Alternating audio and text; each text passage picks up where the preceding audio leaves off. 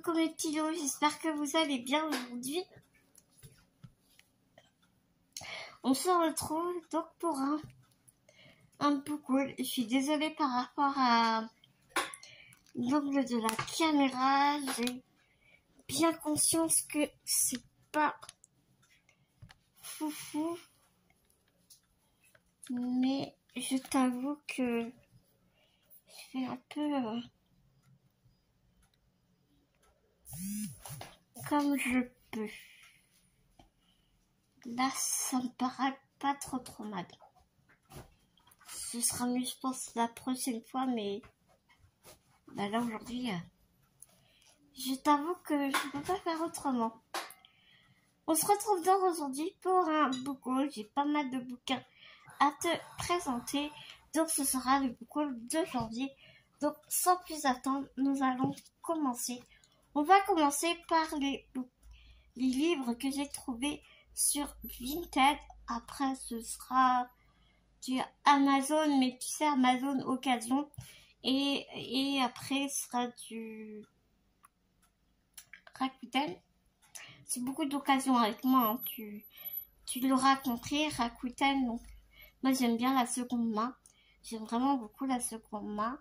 Et puis, ensuite, ce sera boîte à livres.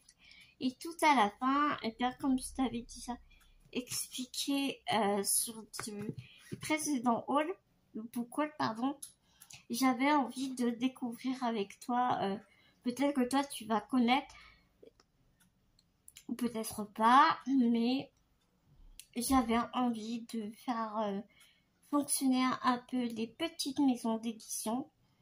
Donc il y a une maison d'édition que je connaissais, mais que voilà, j'avais vraiment très envie de commander chez eux et pour rien te cacher, je ne suis vraiment pas déçue.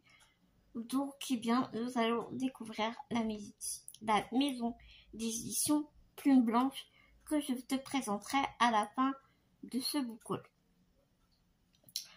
En premier, sur Vinted, je suis tombée sur une dame qui vendait des livres en très bon état. Elle prend soin de ses livres. L'emballage, je te dis pas, j'ai été très agréablement surprise par l'emballage de ses livres. Tous ses bouquins, et elle les avait emballés dans des pochettes. C'est la boutique internet Shine, boutique de fringues, loisirs créatifs et tutti quanti. Et tu sais, ils te mettent des fringues dans des sachets zip.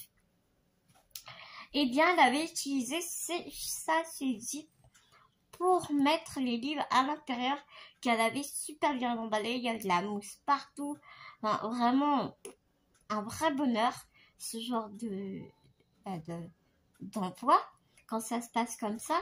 Et c'est vrai que les bouquins, ils sont très beaux et en très bon état. Donc, tout ça pour te dire qu'en premier temps, je lui ai pris la trilogie Feu Sacré, une trilogie où on parle de Phénix. Alors, c'est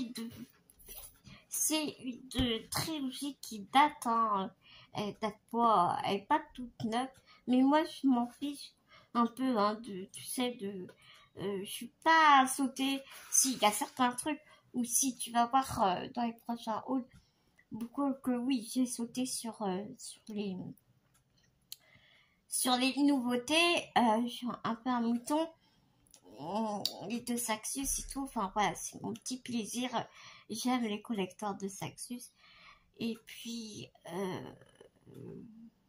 voilà, comme tu sais, après si ça me plaît pas, j'ai aucun problème à revendre, à donner, à mettre en boîte à livres. Mais j'aime bien que ça tourne, sauf quelques auteurs et quelques livres qui sont très sentimentaux à mon cœur. Mais pour beaucoup, j'aime quand ma bibliothèque bouge. Ma bibliothèque, elle n'a jamais la même tête très longtemps parce que je bouge tout le temps mes bouquins. Je les mets tout le temps dans des dispositions différentes. Voilà, elle est vivante, ma bibliothèque. Elle est vraiment vivante. Donc c'est la saga Feu Sacré de chez Lumen. Donc là, je te montre le tome 2. C'est tellement logique.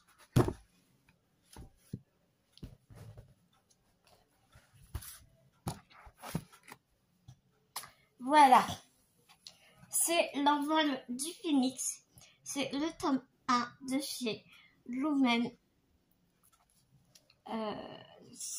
Le tome 1, c'est Sort de sang. Et cette saga, cette trilogie a été écrite par Neki Preto. Je sais qu'on parle ici de deux sœurs qui vont être séparées, je crois. Je sais aussi que Lumen réalise des résumés très spoilants. Donc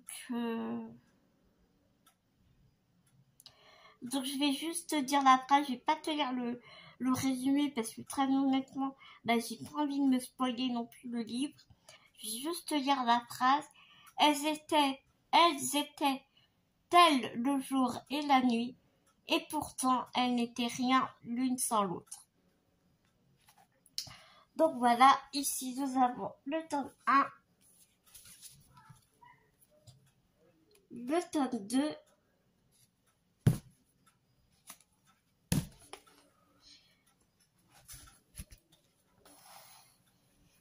et le tome 3. Alors, regarde l'état des bouquins, c'est vraiment nickel chrome quoi.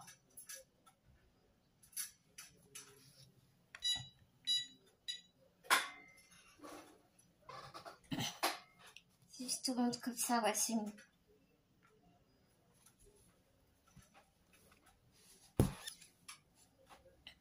Ils sont vraiment très lourds. Ah, ici, ça c'est pas vintage. Je ne sais plus. En tout cas, c'est de l'occasion. Aussi, je me suis pris... comment ça s'appelle? J'en ai beaucoup entendu parler. Il y a le 2 qui vient de sortir il n'y a pas très longtemps. C'est La Martinière Jeunesse, l'édition La Martinière Jeunesse, Shadow Scent, Le Parfum de l'Ombre. Et c'est de P.M. Freestone. Alors ici, je vais te lire le résumé. Dans l'empire d'Archie, dans l'empire d'Aramet, attends, j'arrive pas à dire. Dans l'empire d'Aramtesh, les parfums sacrés sont l'objet de toute convoitise. Avec son nez affûté et sa grande connaissance des senteurs, t'es en train de te casser la figure, mais tout va bien.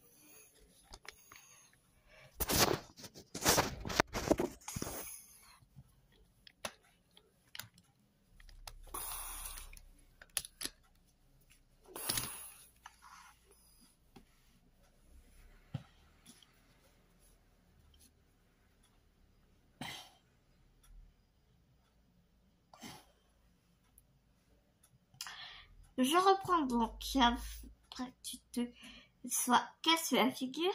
Avec son nez affûté et sa grande connaissance des senteurs, Bounty arrête de faire des bêtises, merci. Raquel espérait devenir parfumeuse et gagner de quoi soigner son père malade. Mais le prince Nisaï est empoisonné et elle est accusée à tort.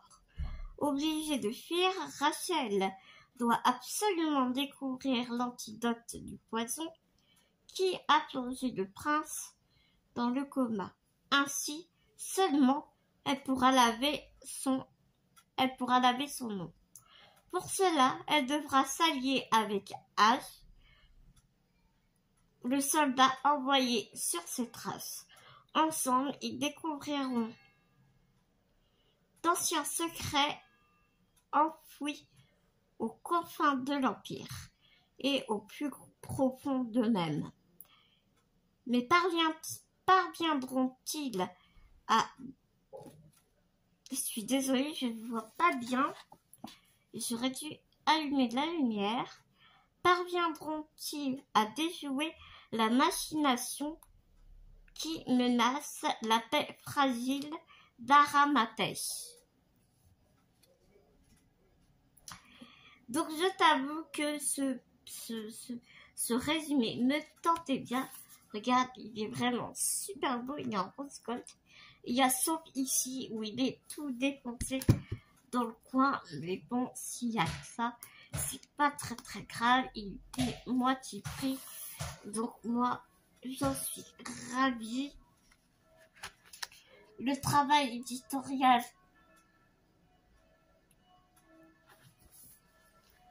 il y a rien d'exceptionnel.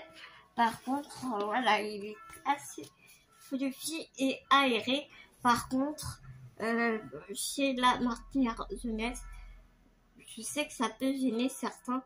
C'est que quand tu lis, eh bien, tu vois le texte au travers de la page parce que les feuilles sont assez fines. Voilà. Ensuite,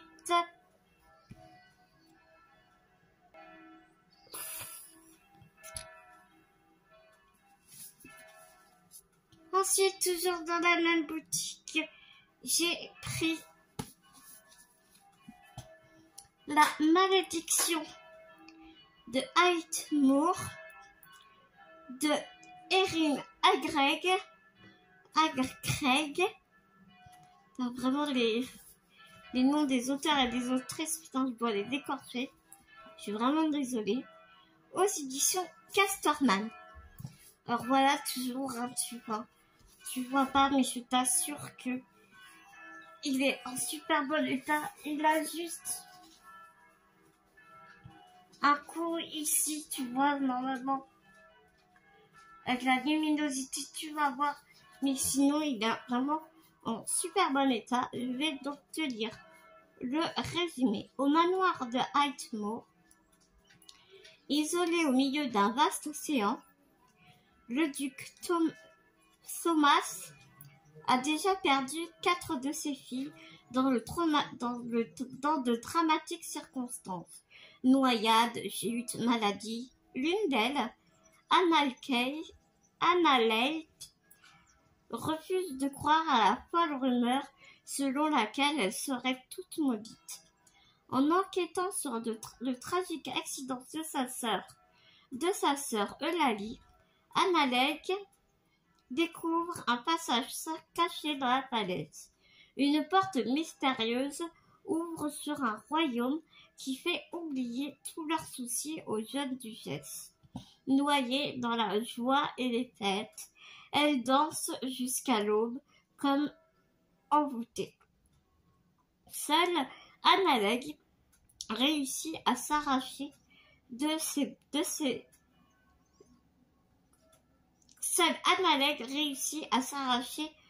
ses balles hypnotiques, déterminée à comprendre la puissante malédiction de Heightmoor, au risque, comme ses sœurs, d'y perdre la vie. Donc c'est un livre qui est inspiré librement du conte des frères Grimm, Le bal des 12 princesses. Ce roman de fantaisie aux accents horrifiques rappelle les films de Guillermo del Toro et l'atmosphère vénéneuse de Rebecca de Daphné du Maurier. Donc écoute, c'est un livre encore une fois qui qui me fait très très envie. Et puis, regarde, enfin, ce livre est juste vraiment magnifique. Le travail éditorial, par contre, ici, est vraiment super joli. Si j'arrive à te montrer. Oh, j'aurais vu tout à l'heure, en chaque début de chapitre,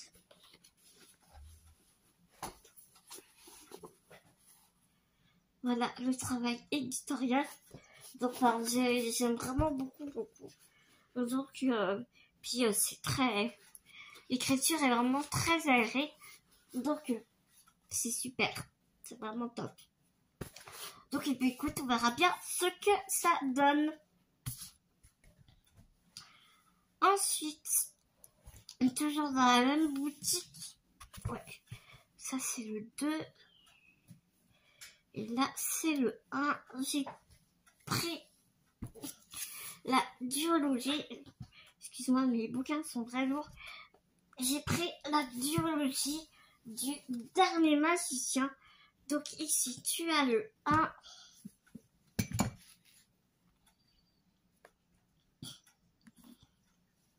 L'Ars Arcana.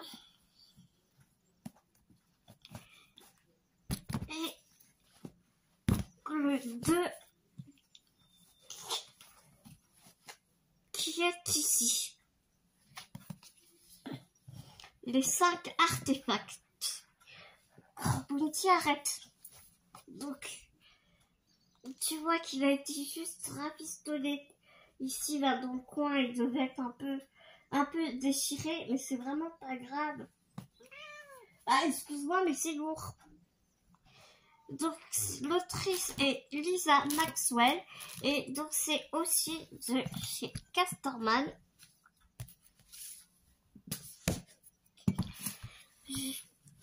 J'avais vu le film du dernier magicien. Je crois que c'était avec Nicolas Cage.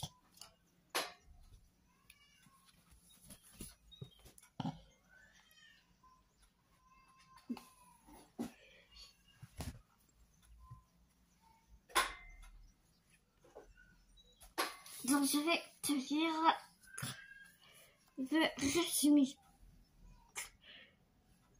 Stop le magicien, vole le livre, sauve l'avenir. Tout un programme.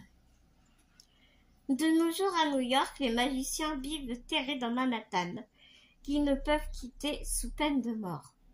Esther, une magicienne à l'affinité hors norme, a le don de voyager à travers les époques et de figer le temps. Elle seule peut se rendre en 1902, là où tout a commencé, là où le magicien s'est jeté du pont de Brooklyn avec l'Ars Arcana. Le livre ancien contenant tous les secrets de la magie, la condamnant à des lendemains sans espoir. Le premier volet de cette trilogie magistrale, entré dans la liste des best-sellers du New York Times, vous tiendra en haleine jusqu'à la toute dernière page.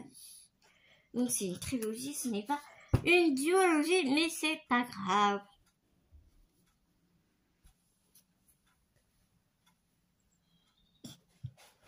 Et j'ai...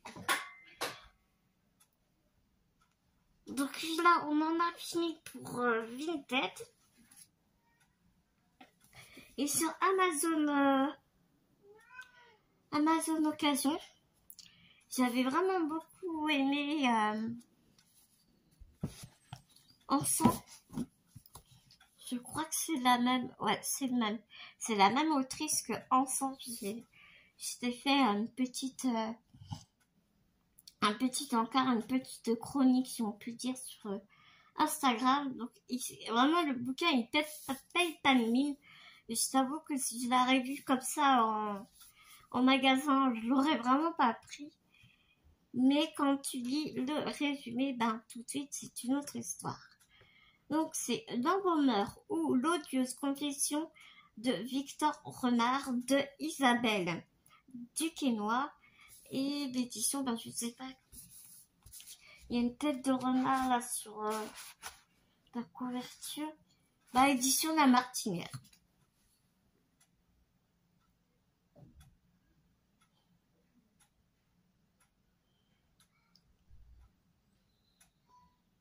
Pute borgnaise.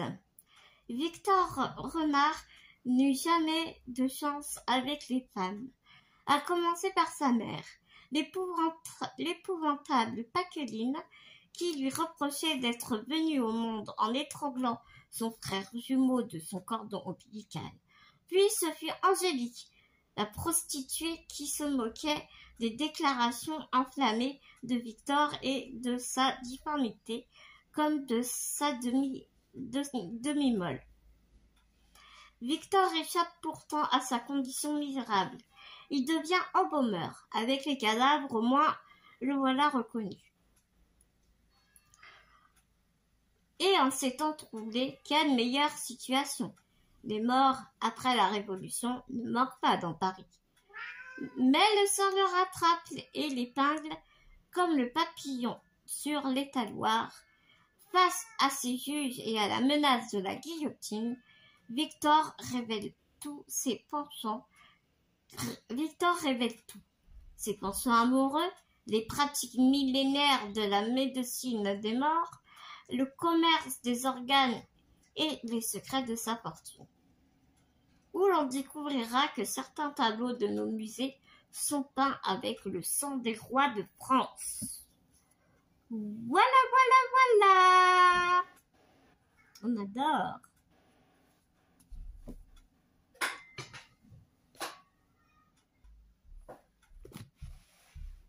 Ensuite, on va passer à une commande que j'ai faite sur Hyper Joseph.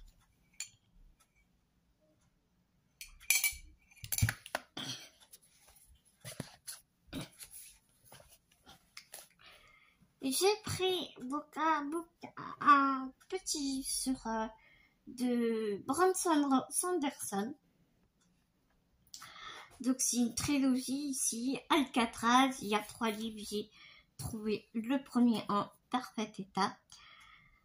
Alcatraz contre les infâmes bibliothécaires. Alcatraz Smediri n'est pas aidé par la nature. Son nom est ridicule. Ouais, ridicule et extrêmement compliqué à lire. Il est extrêmement maladroit et il est orphelin. Mais le jour de son 13e anniversaire, sa vie prend une tournure inattendue. Il reçoit un mystérieux sac de sable, découvre qu'il a un grand-père un peu dingue et qu'il doit partir avec lui pour sauver le monde des griffes des infâmes bibliothécaires. Voici le premier roman d'une série jubilatoire née de l'imagination débridée de l'auteur, best-seller Brandon Sanderson. Voilà.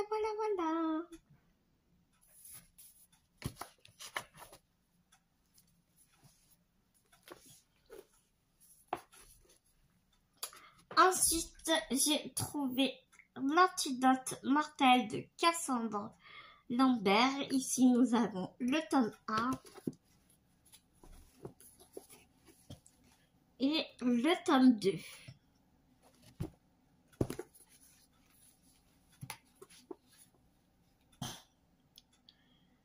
Whisper, princesse prisonnière au palais, subit la tyrannie de son père et refuse l'avenir qu'on lui impose. Eden, orpheline, ne vit que pour accomplir une sombre vengeance qui nécessite ruse et sacrifice. Jadis, jeune et modeste paysan, doit porter à la reine une mystérieuse fiole, sans savoir que sa mission pourrait faire basculer le royaume tout entier. 3 personnages, 3 destins aussi liés qu'opposés. Au bout de leur route périlleuse, il faudra que justice soit rendue.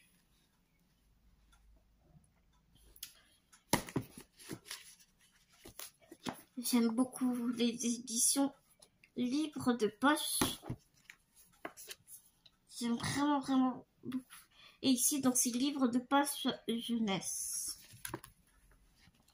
Ouais, j'aime vraiment beaucoup cette maison d'édition livre de poche. Que ce soit jeunesse ou pareil. J'ai envie de continuer à découvrir l'autrice Georgia Caldera que j'ai vue sur un live de je ne sais plus comment elle s'appelle sur YouTube, mais si je te retrouve de toute façon, je te mets tout en barre d'infos comme d'habitude, je te remets tous les bouquins, tous les sites dont je t'ai parlé, et si j'arrête, c'est Camelot littéraire, truc comme ça, la youtubeuse, je me rappelle plus de son pseudo sur YouTube, mais si je retrouve, je te mets tout bien évidemment en barre d'infos. Donc, comme je te disais, j'ai envie de continuer à découvrir Georgia Caldera ici chez J'ai lu La Cité des Songes. Donc, ça fait pas très longtemps que ce livre est sorti. Puis je l'ai trouvé chez Gilbert Joseph. Ici, on est dans un monde à la surface fracturée où la population vive reclus dans d'immenses tours royaumes. Un danger de plus en plus grand pèse sur l'humanité sous la forme d'une titanesque créature. 4 élus seraient capables, selon d'antiques légendes, de chevaucher des dragons tempêtes et de trouver la cité des songes, ultime refuge permettant d'échapper aux créatures des abîmes. Mais qui sont-ils? Auréa, chasseuse de la tour du printemps, et Rosarian, fils du roi de la tour de givre, sauront-ils s'allier malgré ce qui les oppose et déposer les pièges de la cour, s'affranchir des luttes du pouvoir et fédérer les derniers royaumes survivants afin de combattre ensemble le dévoreur? Et il y a Boutique qui veut que je m'occupe d'elle. Il y a une autre maison d'édition que j'affectionne vraiment beaucoup. C'est Albin Michel Imaginaire. Ici, j'ai trouvé un trailer, toujours sur Gilbert Joseph, l'architecte de la vengeance de Toki Onibuchi. Bounty, attends, j'ai presque fini ma Bounty. Oui, ma Bounty, j'ai presque fini. Oui, mon bébé. Le roman Phénomène, finaliste des prix Hugo, Locust et Nebula, lauréat du World Fantasy Award 2020 et New England Book Award for Fiction en 2020. Donc c'est un livre qui a été primé de plusieurs prix littéraires. Et là, un don. Quand elle regarde un enfant, et avant que son nez ne se mette à saigner, elle sait s'il va devenir infirmier en gériatrie ou s'il va mourir avant l'âge de 11 ans. Étendu sur un trottoir, les yeux vers le ciel, fauché par l'incompréhensible guerre des gangs qui ensanglante son quartier depuis toujours. Il y a Boutique en train de s'éclater avec le gâteau de sa soeur.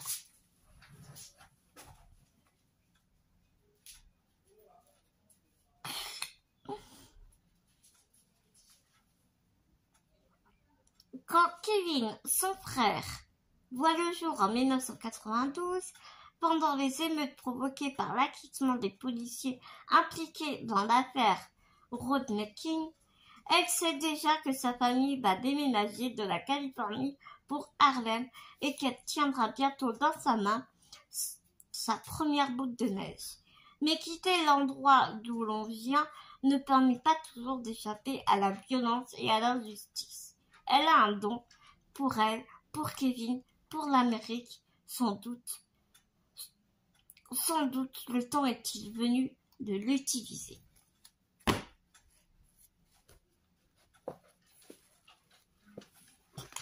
Et donc toujours Gilbert Joseph, j'ai trouvé un livre qui me faisait très très envie, toujours chez Albin Michel Imaginaire. J'ai trouvé Les temps ultra modernes de Laurent Genefort. En embarquant à la capitale en quête d'un emploi d'institutrice, Renée, donc c'est une femme, Renée est loin de se douter qu'elle va tomber sur un martien blessé. Mais ce pari-là n'est pas le nôtre. Grâce à la découverte de la galvorite, un métal miraculeux, des voitures volent, des paquebots transcontinentaux à ponte.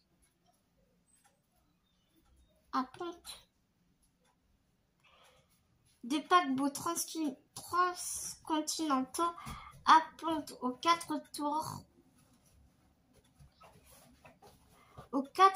Eiffel parisiennes. Et Mars est une destination comme une autre. Quand Marie Curie découvre que la cavorite a une durée de vie limitée, elle ignore à quel point le monde va en être bouleversé. 2 ans après le Vendredi noir de 1923, les empires occidentaux bataillent pour récupérer les dernières miettes de la si précieuse manne. Contre vents et marées, René soigne son protégé et décide de le ramener sur la planète natale. Comme elle, Marthe, une intrépide journaliste, et Georges, un jeune artiste pris dans un mouvement politique qui le dépasse, seront les témoins, mais aussi des acteurs du premier plan de cette époque charnière, pleine de bruit et de fureur.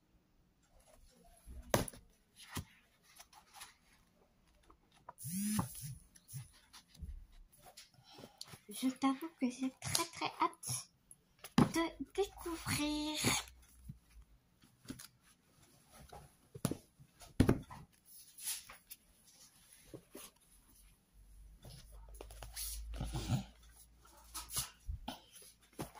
Entre autres, j'ai trouvé ce petit livre ici dans une boîte à livres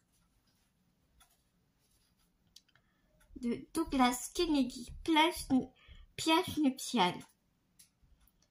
Quelques règles élémentaires de survie dans le bush australien. Ne jamais conduire en pleine nuit sur une route déserte. Une joie de défoncer votre pare-choc. Petit 2. Ne jamais céder au charme d'une auto-stoppeuse du cru. Petit 3. Ne jamais se laisser droguer, enlever et épouser par l'audite autochtone.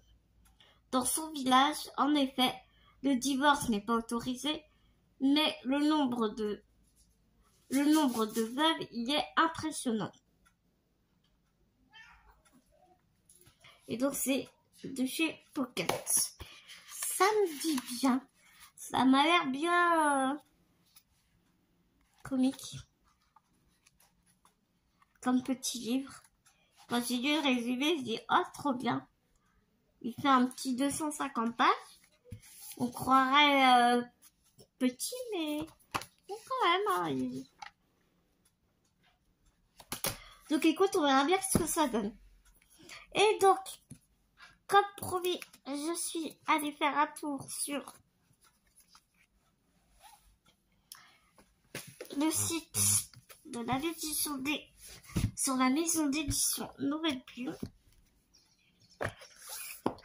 Parce que j'avais lu ce livre dans une box et il m'avait vraiment beaucoup plu.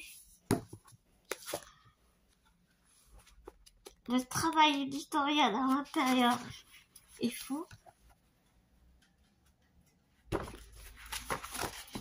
t'as des illustrations à l'intérieur, t'as...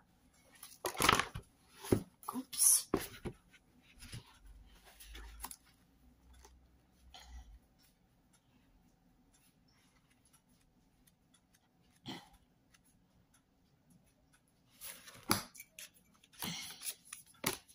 Et donc j'avais des marque-pages avec et donc du coup il y avait un deuxième tome dans ce livre, donc du coup j'ai récupéré ce deuxième tome, mais je vais te lire, ça gueule dehors, c'est super. Je vais te lire le résumé de ce livre que j'avais lu dans une box. C'est de Lena Jomae, Headline, les bracelets rouges.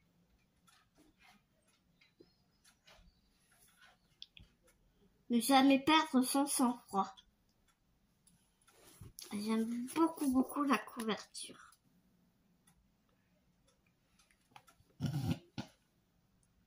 Alex est une journaliste en devenir. Une journaliste qui n'a pas peur, qui n'a pas encore eu son premier véritable article, celui qui fera décoller sa carrière, celui qui révélerait son immense talent. Cora, sa meilleure amie, est flic. Ensemble, elles se lancent dans une enquête au sein du quartier surnaturel. Un endroit qu'Alex fuit comme la peste depuis toujours. Seulement voilà, les cadavres de jeunes femmes commencent à s'accumuler, si rien ne semble les relier, elles portent pourtant toutes un mystérieux bracelet rouge au poignet. Entre métaphores, vampires, lapins sadomaso et même anges déchus, vos intestins ont intérêt à être bien accrochés. Donc écoute, voilà, ça m'a tellement plu que je suis allée chercher le tome 2 que je viens de te montrer. Et puis, je me suis pris d'autres livres. Et ce qui est génial, c'est que tu peux accumuler des points sur le site. Et donc du coup, la prochaine fois, j'aurai des points pour continuer les sagas que j'ai commencé à prendre. Donc voilà. Le travail éditorial de fou de celui-ci. Ils sont tous pareils. Tous les chapitres sont faits de la même façon. Ici, j'ai pris Ruine. Le tome 1, La chasse à l'homme. Le porteur de la mort dans l'univers de Le porteur de mort. Donc c'est une autre saga, hein, le porteur de mort.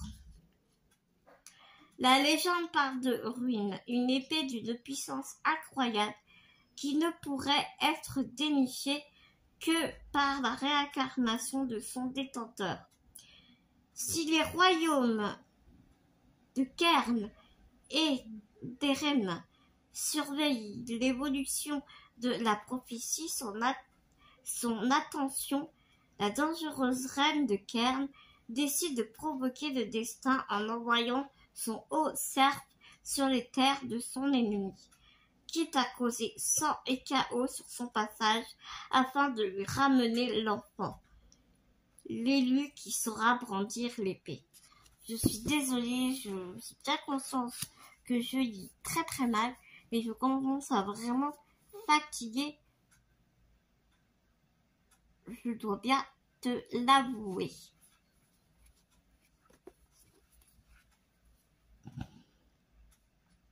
Donc c'est de Angel Arca.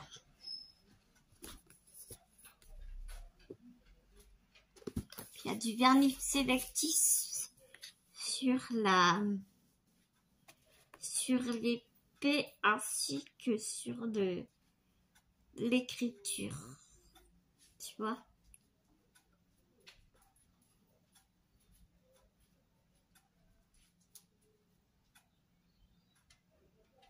J'aime vraiment beaucoup, beaucoup, beaucoup.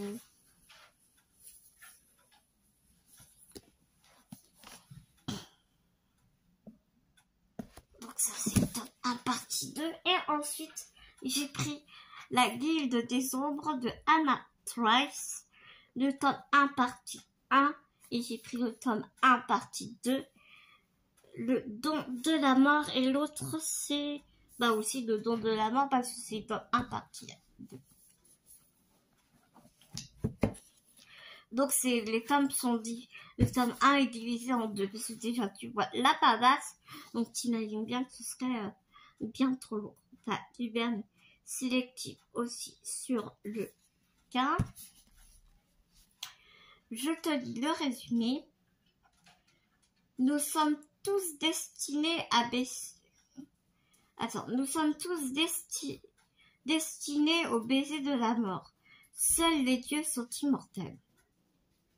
La Guilde des Ombres règne sur les rues misérables de Clepsydre, alias la Cité des Vices. Ces assassins elfiques sont les bras armés de la déesse de la mort depuis 5 siècles. Pour accomplir leurs œuvres ténébreuses, ils se servent de leurs lames affûtées ainsi que de leurs dons surnaturels. En ce jour, la Guilde des Ombres accueille une nouvelle recrue dans ses souterrains. La première fois de l'histoire de Terre-Flamme, une enfant humaine est pressentie pour devenir une ombre. Si elle échoue à embrasser cette voie, la mort viendra réclamer son dû. Voilà, les petits doux pour ce Big Book Haul, j'ai envie de te dire, j'espère que tu as apprécié ce moment avec moi autant que j'ai apprécié à faire cette vidéo. Je te fais des millions de gros bisous et on se retrouve très vite dans une nouvelle vidéo. Mais à l'attendant, prends soin de toi, prends soin des gens que tu aimes, n'oublie pas, c'est très important. À tout bientôt mes petits loups.